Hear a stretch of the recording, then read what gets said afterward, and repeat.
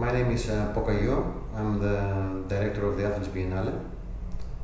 It's June 2020 and we were supposed to open the 7th edition of the Athens Biennale in September, but we chose to postpone it for spring 2021.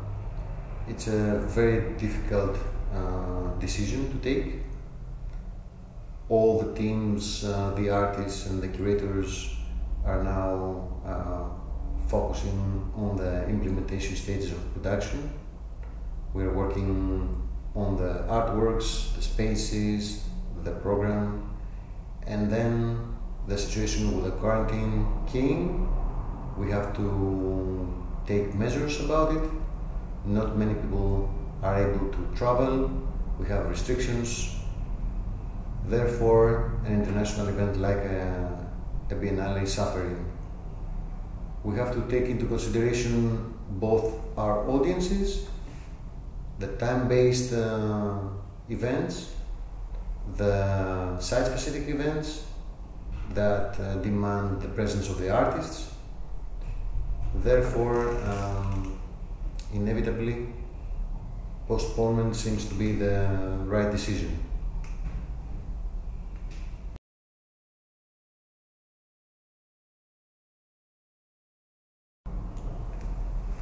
Producing the Biennale under the COVID and the pandemic, I would say, restrictions, is something that forces you to reimagine what a Biennale is and how it works.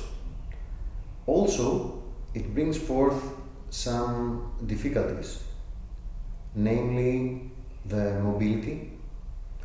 Not all the curators are able to travel and spend time under these conditions abroad.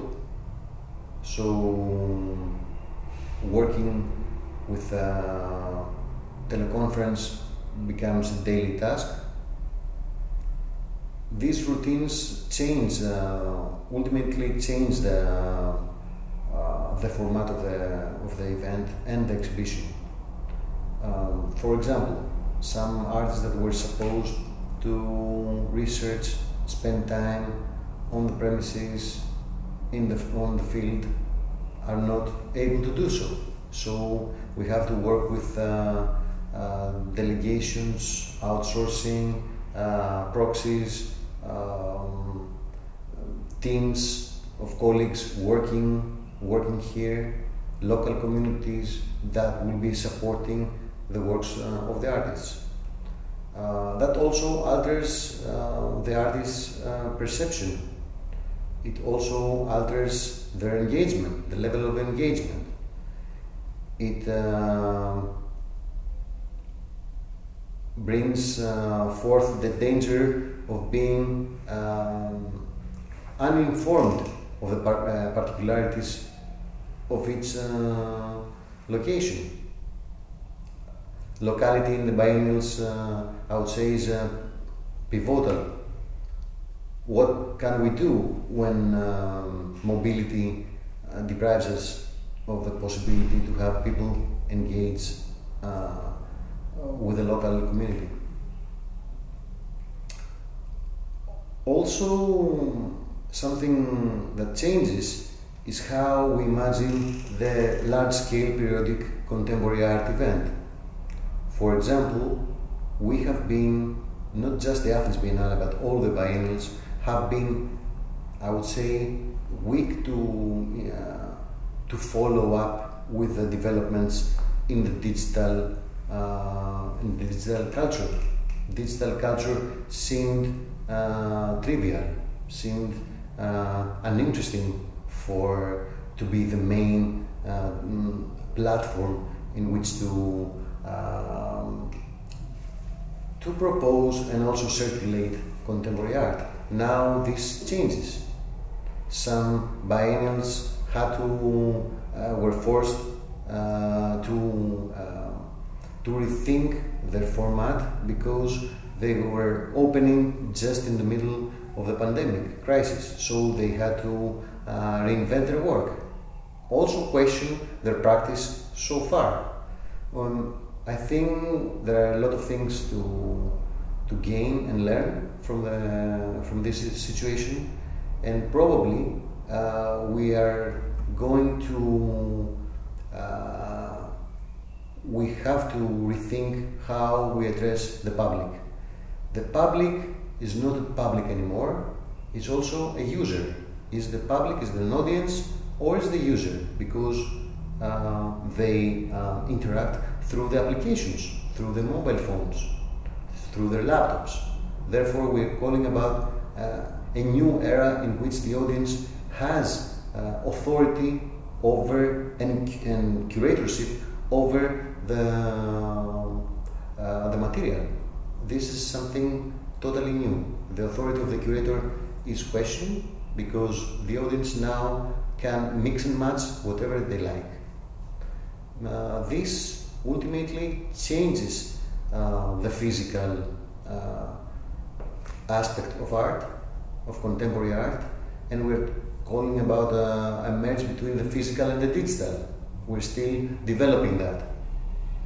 A lot of things yet to try.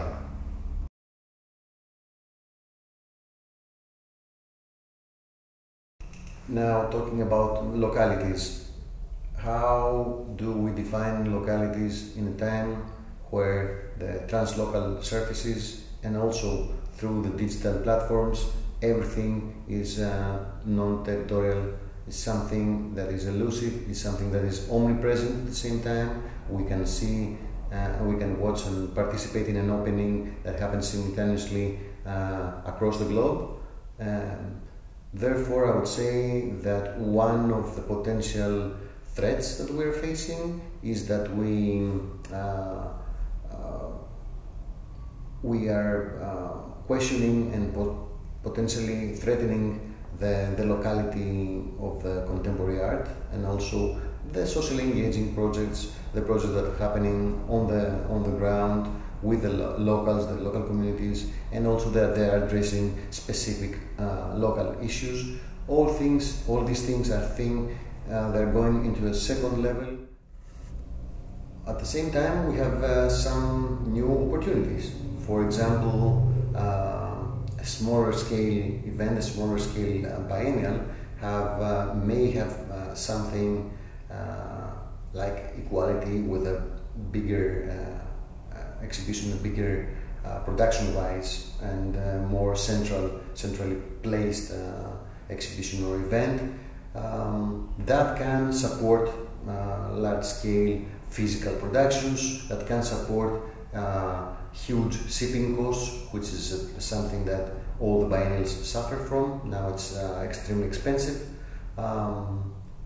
Therefore, they can, if they are able to create and curate, I would say, authentic,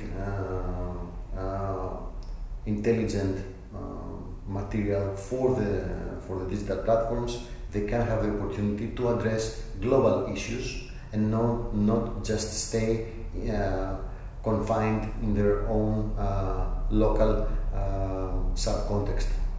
So maybe this is an opportunity also that all the voices, regardless of where they're coming from, can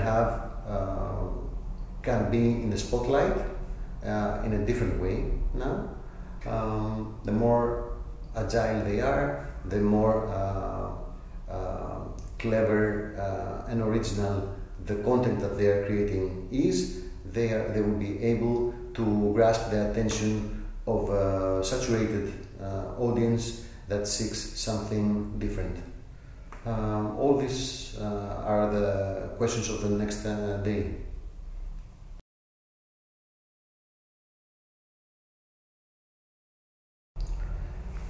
We still don't know what will be the restrictions for public events. We still don't know also how the audience will act during a public event like an exhibition, and not just the opening days in which of course, exhibitions are packed, but also the performative events that call for a specific audience. These things kind of weaken the strength and the capacity of contemporary art to engage with local audiences. I think local communities will be suffering from that, and at the same time international audiences will not be able or will be reluctant to travel as much as they used to.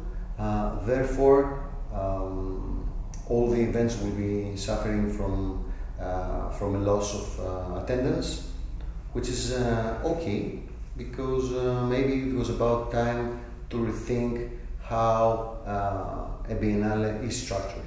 It's structured as a huge expo, relying on drawing audiences in.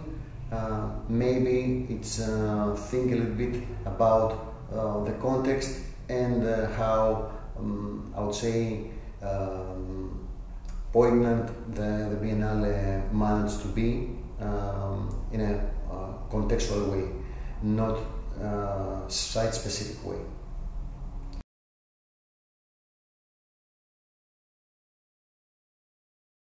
It was about time to rethink the biennial format and also the model of big art fairs, the crowd pleasers of contemporary art. Contemporary art has maybe, I dare to say, managed to become an event that draws thousands of attendants. Nevertheless, it's not the same as a music event, as a large concert. Therefore, the contemplative way and the contemplative power of contemporary art has been jeopardized in order to balance the attendance, to be more, I would say, approachable, being an event that always tries to balance the specific language and also thematics that contemporary art works with, that is more introspective, and from the other side the popular appeal of an event. Maybe it's time to rethink that. Maybe it's time to part ways.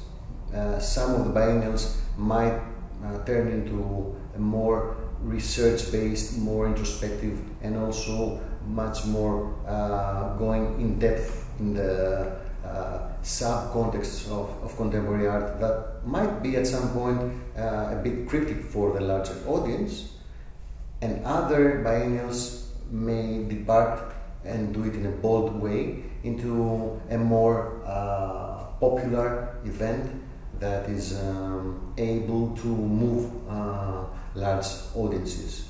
Maybe we have been trying to bridge those two things, and now it's time to become more focused in our work.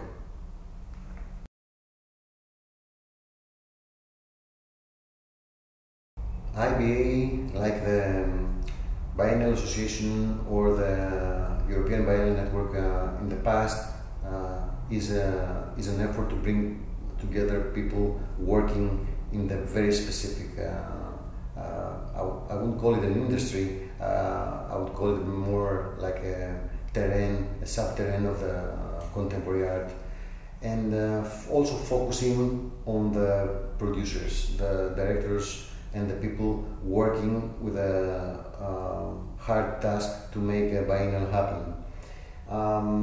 What is the strength of a coalition of that scale is evident when we move past the networking, past the lobbying, if there is any lobbying at all. When we move past networking and past exchanging our day-to-day and our news, we can move into co-producing content. We can start rethink how we collaborate, how we exchange resources, how we circulate our resources, our people working that need more opportunities. Being a periodic event means that it's very hard to maintain a team for such a long period. So we need to find ways to collaborate in a deeper and more meaningful way. This is very difficult because no matter what we do, the curators most of the times will have their own ideas, their own agendas. It doesn't necessarily mean that these two coincide. The more we explore the possibilities that we have, the more we start learning the tricks of the trade, let's call it like that. The more we do economy of scale by sharing productions, by co-producing artworks, the more we're going to be gaining. And I think the new challenge is how to sit down and brainstorm of how to make this happen.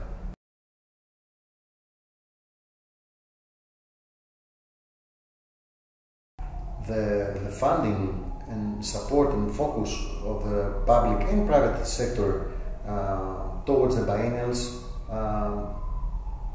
at least in our case, haven't changed much. They haven't changed much because there are new priorities. People are suffering, people are losing their lives, the health sector is devastated, therefore you wouldn't expect to be of a primary concern the contemporary art and its doings. On the other hand, it seems that contemporary art is now facing a new challenge of how to grasp this ghostly situation.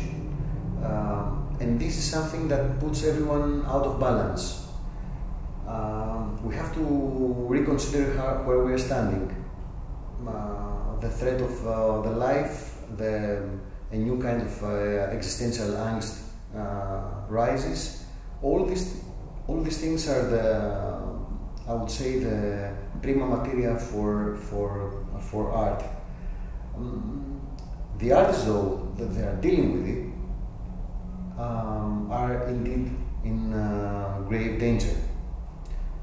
They can't support their practice, the galleries are closed, the art fairs that used to circulate their work are not operating. Major events that were supposed to take place and didn't happen have been depriving them for sources of income.